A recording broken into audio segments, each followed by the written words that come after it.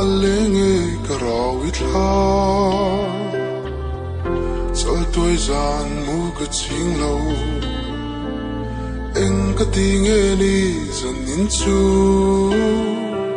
tlang khua ho sai ka kwal renge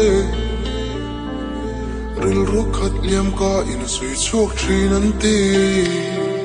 tin lung mun khat da tua rem thei ila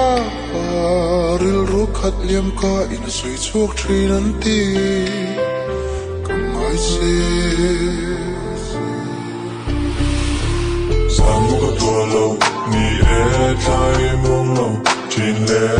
ro klang la rin party na no party na no party na dum min to he sia nong la mi hoi ho mi ni a shia la ka tu ai hoi her el lung lai du mai moi so ka play tear zong chui kum chiao na du sei tur veling in the mi pia ni moi na zong te ka soi fia thiam lo na na na na na na na soi fia thiam rual na na na na na na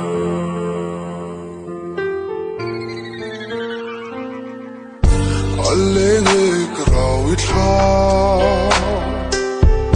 sal toy zan mu ka ching lo eng ka tinge ni zanin chu tlang khua ho sai ka kwal renge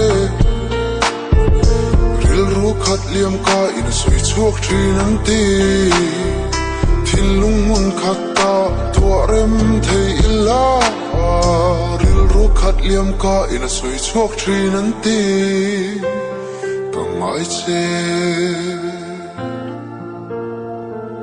lung min rol pui mei la lung ka muan pui nge a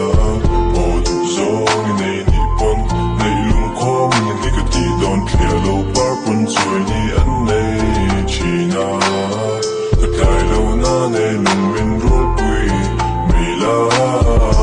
min mong ai tu kon nu le ka u te pon min du pui du na chu an se har sat le mong an a pon we re le pat sa an tu che hian min ring lo la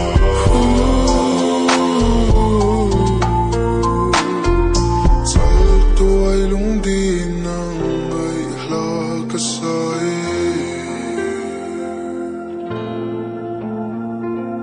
liang i lung din nang ai hla ka sai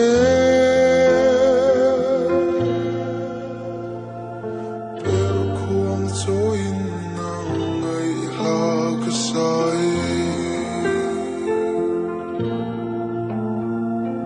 per khuang choin nang ai hla ka sai